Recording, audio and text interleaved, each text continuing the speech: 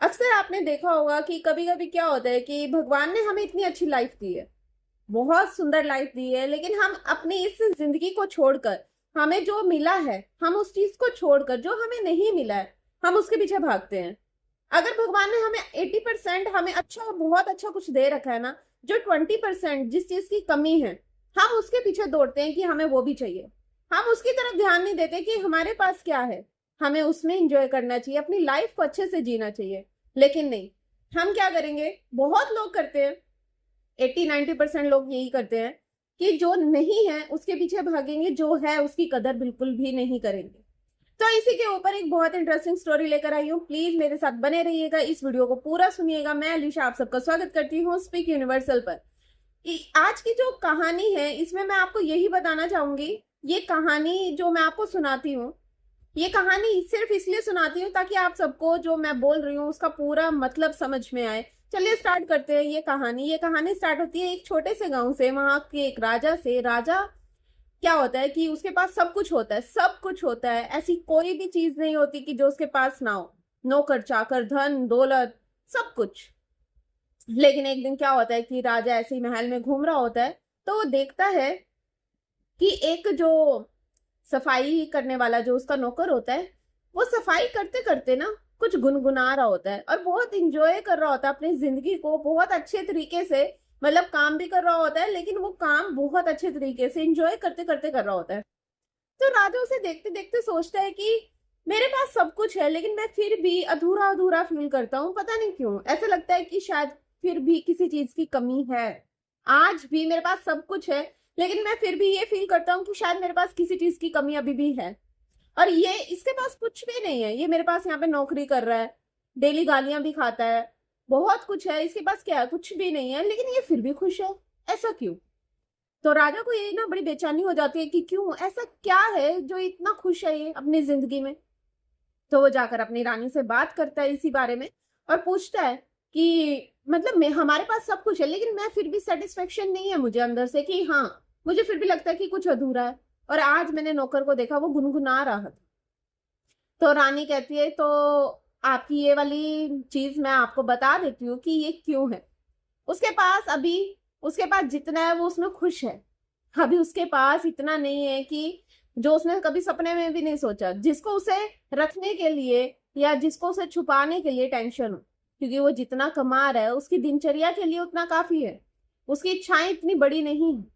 तो राजा को ये बात नहीं समझ में आती। तो रानी कहती है, मैं आपको अभी समझाती हूँ। आप एक काम करिए, कुछ सैनिकों को एक पोटली में 99 सिक्के सोने के रखकर, वो पोटली देकर सैनिकों को उसके घर के बाहर, जो उसकी झोपड़पट्टी है, रात को उसकी झोपड़पट्टी के बाहर रखकर रखने के लिए कह दीजिए। फिर देखिए, राजा ऐसे ही करता है। रात होते ही वो सैनिकों को बोलता है कि वहां पर जाकर ये पोटली रखाओ। उसमें 100 सिक्के नहीं होते हैं, उसमें 99 सिक्के होते हैं। तो क्या होता है कि जैसे ही सुबह दरवाजा खुलता है तो वो देखता है कि ये पता नहीं कैसी पोटली है, वो खोलकर देखता है तो वो खुश हो जाता है कि उसके अंदर सोने के सिक्के हैं। तो अंदर जाकर सारे सिक्के गिनता है तो 99 सिक्के होते हैं।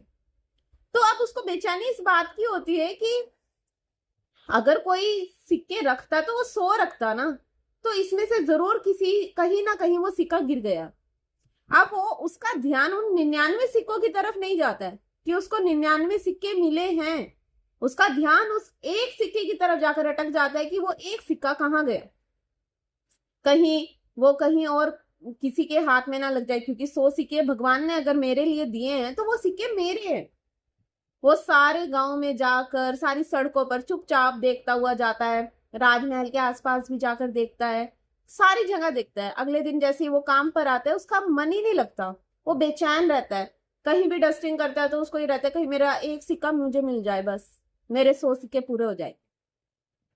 तो वो बेचैन रहता है। तो राजा उसकी देख लेता है हालत कि भाई ये तो आज बहुत बेचैन है। वो जाकर रानी को बताता है सारी बात कि ऐसा क्या हो गया, तुमने एक पोटली रखवाई थी, लेकिन आज ये इतना बेचैन हो गया उस पोटली, बल्कि इसको खुश होना चाहिए ना कि इसके पास 99 सिक्के आ गए, पर ये बहुत बेचैन है, इससे ज्यादा खुश तो ये पहले रहता था। तो रानी राजा को यही बात समझाती है कि तब इसके पास ऐसा कुछ था ही नहीं। इसके इसे पता था कि मेरी इतनी इनकम है, मुझे महीने पर इतने पैसे मिल जाते हैं, उसमें गुजारा चल रहा था। अचानक से इसको 99 सिक्कों की पोटली मिल जाती है। अब इसके माइंड में ये आता है कि 99 की जगह 100 ही थे, वो एक सिक्का कहीं ना कहीं गुम हो गया है। अब दिमाग में वो सब थॉट्स आने लग गए, इच्छाएं बढ़ गई इंसान की, जब तक इसकी पहले कोई ऐसी इच्छा नहीं थी, लेकिन अब बढ़ गई। पर मूर्ख इंसान क्या करता है कि अब देखो ये कितना बड़ा मूर्ख है। ऐसे ही मैं आपको कहती हूँ, आप कितने बड़े मूर्ख हो कि आपके पास सब कुछ है, राज्य है, पैसा है, धन दौलत है, लेकिन फिर भी आपके अंदर एक इच्छा रहती है कुछ और पाने की। ऐसे ही ये इंसान है, ये भी इंसान है, आप भी इंसान हो। ऐसे ही इसने किया। 99 सिक्के सोने के होते हुए वो एक सिक्के के पीछे परेशान हो रहा है। उसने ये नहीं सोचा कि छोड़ो, मुझे क्या लेना एक सिक्के का, 99 सिक्के से मैं अपनी जिंदगी में बहुत बदलाव कर सकता हूं। लेकिन नहीं, वो एक सिक्के के लिए कितना परेशान हो गया। यही मैं आप सबको बताना चाहती हूँ। हमारी जिंदगी में भगवान ने हमें बहुत कुछ दिया है, लेकिन जो नहीं दिया है ना, हम उसके पीछे भागते रहते हैं कि हमें वो भी चाहिए, हमें वो भी चाहिए, हमें वो भी चाहिए। लेकिन आपको इतना कुछ दिया है भगवान ने, आप उसका सही जगह यूज क्यों नहीं करते हो। कहानी बहुत छोटी सी है, लेकिन मतलब बहुत बड़ा है इसका। आई होप आपको ये वीडियो पसंद आई होगी। तो अगर आपको ये वीडियो पसंद आई है तो प्लीज मेरे चैनल को लाइक और सब्सक्राइब जरूर कीजिए, ताकि ऐसी ही बहुत सारी इंटरेस्टिंग वीडियोस मैं आप सबके लिए लेकर आती रहूं।